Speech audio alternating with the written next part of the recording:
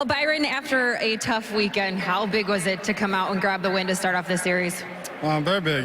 We just told ourselves to come out here and play Twins baseball and relax. And, we came out here and did what we were supposed to do. The White Sox never seemed to go away in this one. They kept fighting. You guys fought back even harder. How were you able to get that one done? We just kept picking each other up.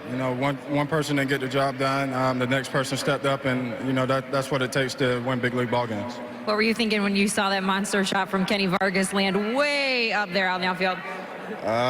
Impressive, Not many guys can put it up there, so it's good to see it in person.